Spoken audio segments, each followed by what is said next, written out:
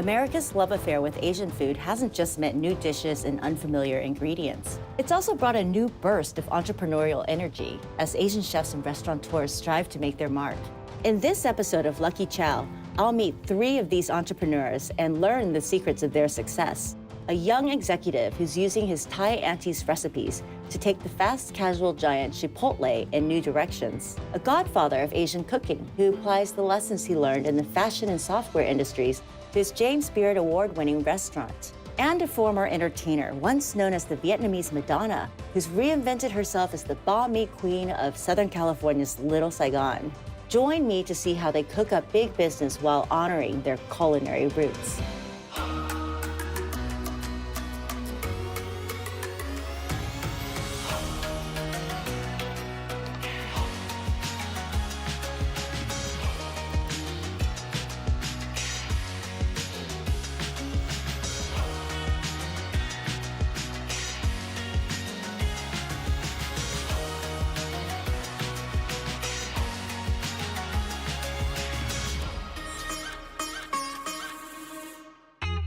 Here in Los Angeles, on a busy West Hollywood street, a pair of side-by-side restaurants are a testament to what vision, planning, and meticulous execution can accomplish.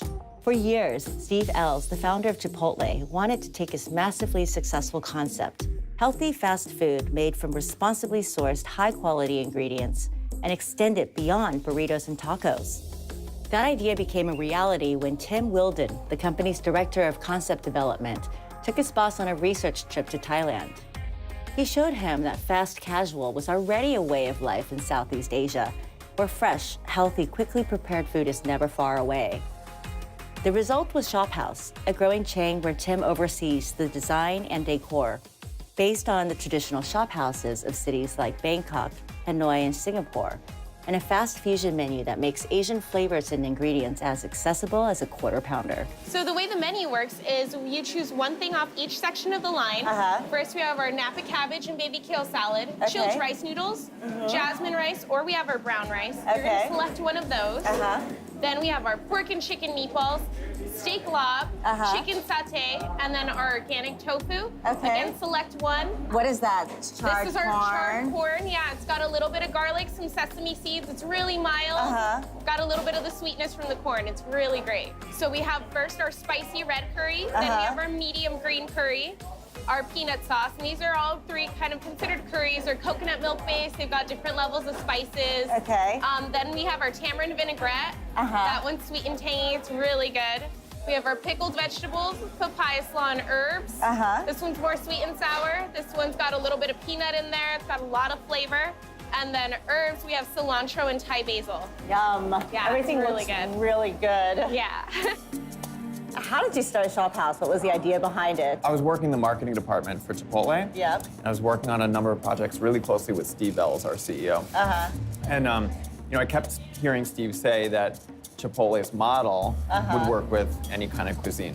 And simplistically, I understood that to mean that it means buying great ingredients, cooking them right in front of people, and serving them in a way that's totally customizable and allows them to have whatever they want, right? So that's how I understood the model, and a light bulb went off, and I thought, oh my God, Southeast Asian food, Thai food specifically, would work so well in this format. And the reason I thought of it is because I was born in Thailand. I came here when I was little, but I'd spend every summer back home in Bangkok. And growing up just surrounded by food, like my aunts and my mom, and I think Thai people in general really like food is so much a part of the being. It's like when you're having breakfast, you're talking about lunch, and when you're having lunch, you're talking about dinner and breakfast the next day. So I grew up with that, and food in Thailand is really everywhere. You know, you can't walk down the sidewalk without bumping into street vendors or shophouse restaurants that spill out into the street. And many of them work sort of just like we do, really, in terms of like people take rice or noodles and different curry toppings and things like that. So I saw a real huge opportunity, and especially in the Asian fast food space in America, I think there's so much room for improvement, and especially with Southeast Asian flavors. So one of the great things about the design of the kitchen at ShopHouse is that it's completely open, right? And that allows guests to see exactly what we're prepping and cooking for them. Right. And it's food that it obviously takes hours to prepare, Sure. but it just takes seconds to serve. So Yes. putting the woks up front, right near the service line, was very intentional because that's the sexy. Right, It's the right. hot flame, and it's so nice, and the crews are rocking it out, and it's amazing fresh vegetables. I mean, if you Right. walk around the kitchen, if you look here, all these refrigerated drawers, it's just so much fresh produce. These are seasonal squash, tofu, our meats. So basically everything is out for people to see Right. It's totally and trust and know that we're transparent. cooking. Tim puts everything out where customers can see it and trust it, including the strongly flavored sauces that give the Shophouse bowls their kick. So this is it's called num prik pao. It's a chili jam. This is quite num prik pao, and it's quite thin. You'll see. Traditionally, it'll be quite thick, but we thin it out so that we can, because we have such high heat in the wok, it reduces quite nicely. What this is tamarind, shallots, garlic, Thai chilies, palm sugar, and a little oil. Well, I want to try my turn at the wok. Awesome. You ready? Yeah, I think Okay. so. I'm gonna toss this in here. Okay. All right. And give it a few flips so you coat them in oil. So you want to, instead of banging it down. Yeah. All right, we want to pull it toward us, right? So Okay. just pull it toward us really easy. Ooh. How did you learn how to do that? I don't know. I guess it's in my blood. It's kind of like doing hot yoga, except that afterwards, you've got green beans and roasted chili jam to show for it. I'm curious, and you don't dump down the flavors at all? Why don't you taste it and see? Okay. I'm amazed at actually how spicy it is and actually how unsweetened it is. Right. You would think that those would be flavor profiles that you would I mean, there's play some up. sweetness in this from palm sugar. And again, we use palm sugar, not white sugar, right? Because it's traditional. There's a sweetness and the sourness from the tamarind. There's the crispy bits from fried shallots. And there's that umami from garlic and salt. The research for this must have been really fun and involved lots of eating. It was born out of dinner parties in New York and a Right. trip to Thailand and Singapore and just a general love of food. I mean, Chipotle is a food company. Right. And so they saw the promise of this style of food. I'm half Thai and I grew up cooking Thai food, and Thai food is not the most measured thing. It's Yeah. intense. It's herbs and chilies and Right. garlic and shallots. And whenever I've cooked, and whenever I throw dinner parties, I'm not measuring or following a recipe. It's like a pinch of this, a pinch of absolutely. that, Yeah, grandma it's just style. tasting, and oh no, it needs more fish sauce. Oh no, Right. it needs more lime. Oh no, more garlic. You can't do that with a chain restaurant, right? So what we've done in working with Nate Appleman, who's a really acclaimed chef, he really taught me how to move these ideas for food into production. And so we have recipe cards, okay? But the strongest thing that we do is that we have an amazing culture which allows our employees to really sort of make decisions on the fly in terms of seasoning and in terms of tasting and in terms of thinking about food critically. And it's sort of become one of the most rewarding aspects of my job is to see kids come in here and as just a job and turn it into a career and really fall in love with food and tasting critically. For example, when cooking on the wok, we never set a timer or things like that just doesn't exist in this kind of cooking. Right. So we tell them to look for things like char or smoke or when the aroma changes. Sort of dialing that in. It's hard at first, but I feel like we're sort of perfecting it. The food is really sort of the last thing that ever suffers at Shophouse. How has Shophouse evolved in the 4 years that you've been in business? Right now, it's really about concentrating on what we have and sort of making it better.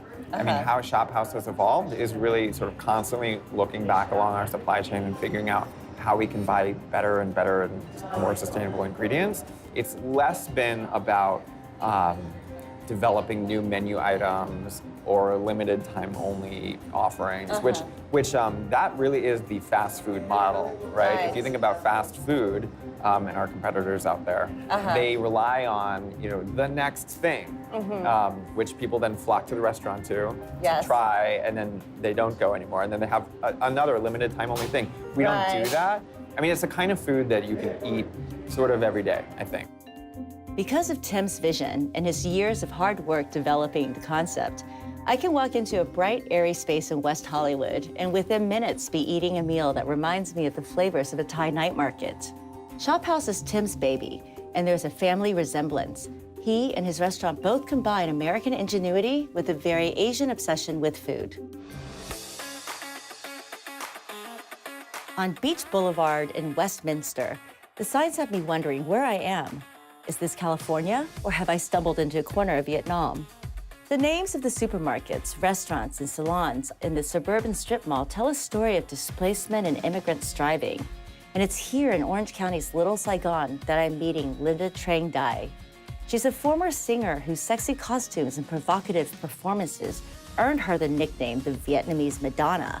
And now that she's embarked on a second career as a restaurant owner, she still looks the part.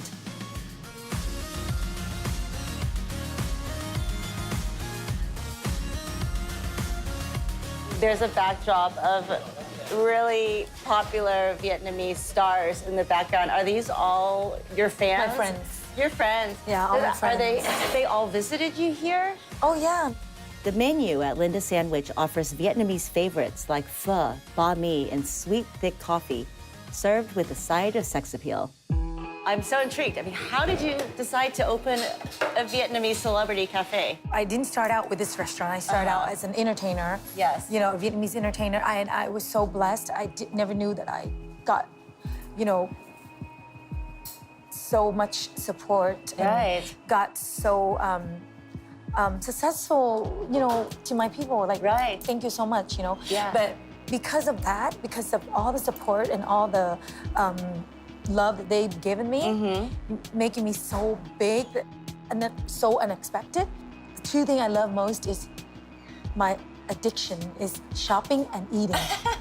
So, you know, eating. Right. And I love to eat so much that, like, everywhere I go, I would just throw my luggage at the hotel and just head on straight out and look for the best restaurant there is, you know? Because I love to eat so much. But my most favorite food is Vietnamese. So Sure. I have to say, because we have so many different kind of dishes. We have at least like 100 different kinds of dishes and more. Because, you know, we have the North Vietnamese to the central, all the way down to the south. And every city, every part of Vietnam is different kind of food.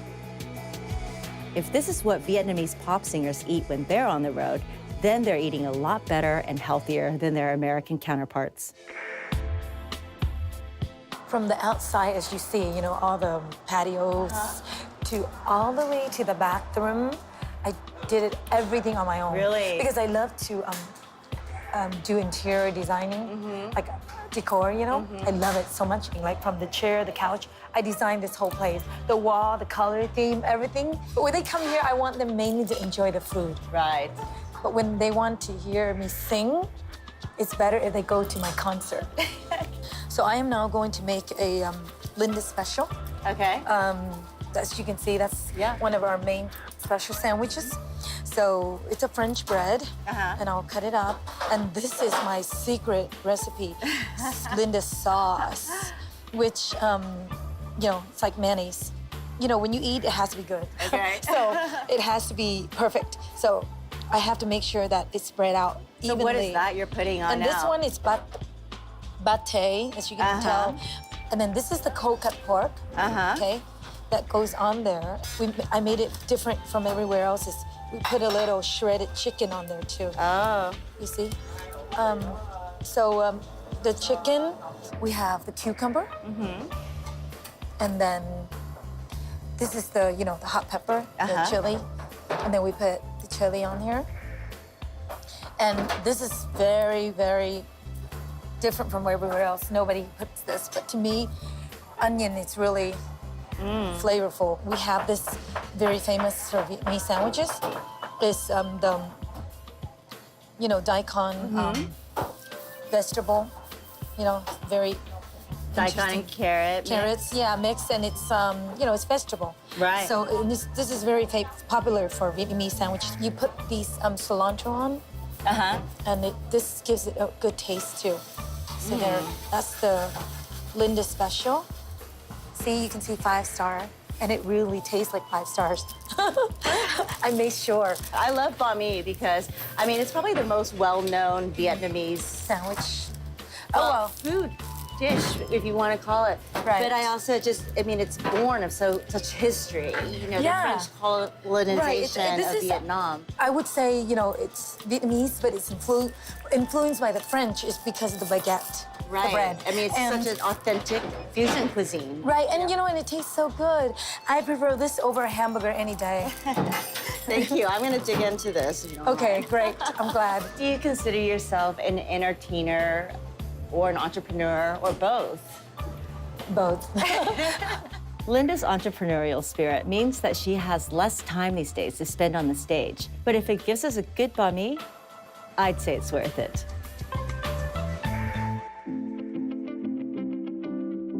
From a humble banh mi shop in a strip mall, I've traveled to San Francisco's Ferry Building, a bustling temple to California's artisanal food culture. I'm here to visit one of the market's main attractions, a Vietnamese restaurant that has set a new standard for sophisticated American cooking and was named the Outstanding Restaurant in America in the 2014 James Beard Awards. Its chef, Charles Phan, was born in Vietnam and came to the United States in 1977, just in time to fall in love with the pioneers of California cuisine like Chez Panisse and Zuni Cafe. But as a child of immigrants, he tried a few more practical careers before he found his way into the restaurant business. Like most Asian family, my dad was, I want to be an artist. I want to be a potter. Oh, he, did was, you? He was very upset. So I instead of Cooper Union, I chose Berkeley to do architecture so that I can appease him. So I was very much into design and I just kind of, and also there are a lot of stereotyping of Asian not in the design field, you know, Asian being math and science. Right. Although I should have been done math and science, I'll probably become a millionaire by now. So I ran a sewing shop for a little while. So Did you? In the U.S. or where? yeah, here. Okay. And I ran a sewing shop. I started a men's line, designing clothes at a retail store. Did you? So I went belly up in the early '90s, lost a lot of money. People didn't pay us, we didn't pay, you know, so we go belly up. So we constantly, I mean, that's where a lot of my business skill and learning about business come from, because then after the garment business, I went and worked for a software company, and I just talked my way into this software. I Really? had no computer background. So I said, I'm gonna go start the food business. I really like the food business. So for 8 months, I go look around. Back then, there was no, you know, Craigslist. It was just wanted ad. You look, and I looked at it, how many restaurants I want to buy, and it just, I couldn't buy them. I remember there was a little shop in the Tenderloin. I begged this guy to let me have it. He said no. I was in downtown Oakland. I had a little coffee shop. I mean, I can see the vision, and I begged them to give it to me. They didn't. They ended up giving it to Starbucks, and I boycotted for months. Right? I was like, I won't drink it. That was my dream. So, I mean, what do you think it takes to be an entrepreneur? Because there's this idea that everybody wants to own their own business and be an entrepreneur, but I don't think everybody should be an entrepreneur.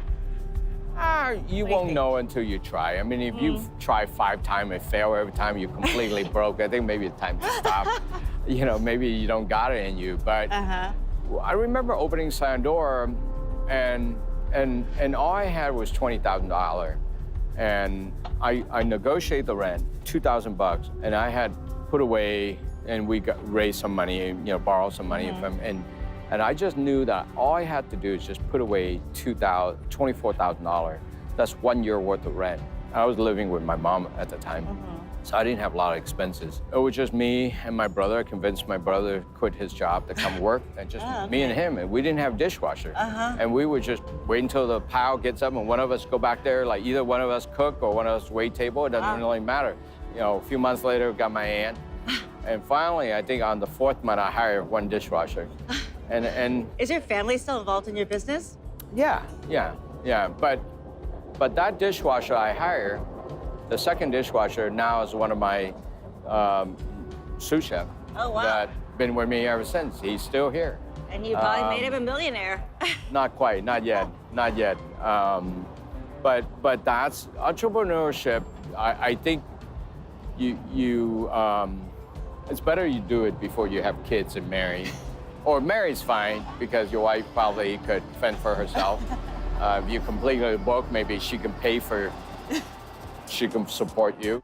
In his latest venture, an American whiskey and oyster bar called Hardwater, Charles has moved away from Vietnamese cuisine. It's the next step in an evolution that began in the early days at the Slanted Door, where he was determined to change the ways Americans thought about Asian restaurants. We were serving like $5 pot of tea in 1995, and that's just unheard of. I mean, the spring roll was $4. Imagine your tea costs more than your appetizer. Right. But we were selling these super expensive Chinese oolong that no one was doing.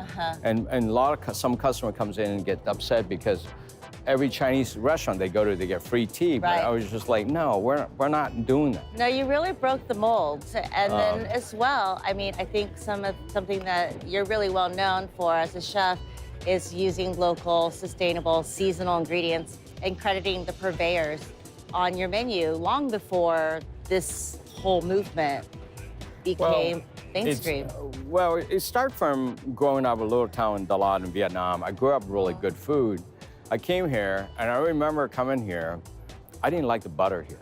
And it was just like, this is not butter. Like, I was so spoiled in Vietnam. I was eating French butter, culture butter, and I come here, this is not butter to me. And this is not tomato to me.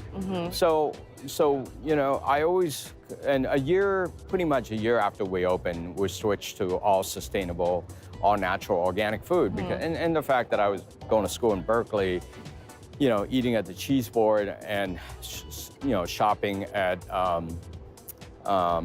Monterey Market and Berkeley Bowls. So I'm kind of used to, and I knew that you had to buy ingredients. And when I first opened, I would go down to the, I drive Toyota T100. This is like the first big truck they made. And I would go down to the produce market, and I would look at every box before I buy, and sometimes I want half a box, and I'll buy enough just for 3 days. I won't buy anything, and I literally, even when we're really small, we were like crazy nitpicky about ingredients, and that's because I never really know anything else. I never worked in a kitchen before, and we didn't have enough credit to. They want to fill in with credit. I used to walk down to the produce market, big wad of cash, and it's just like I was buying a drug or something, you know? I always very interested in learning from farmer, and I knew that you just can't buy commodity. But in the beginning, I didn't know any better. Like Shaking Beef was born from just being frugal. You know, in the early years, they were still cooking for airline, and they cut the medallion for filet, and the tail, they don't know what to do with it. So one day, he said, you want to buy this stuff? It's like $2 a pound.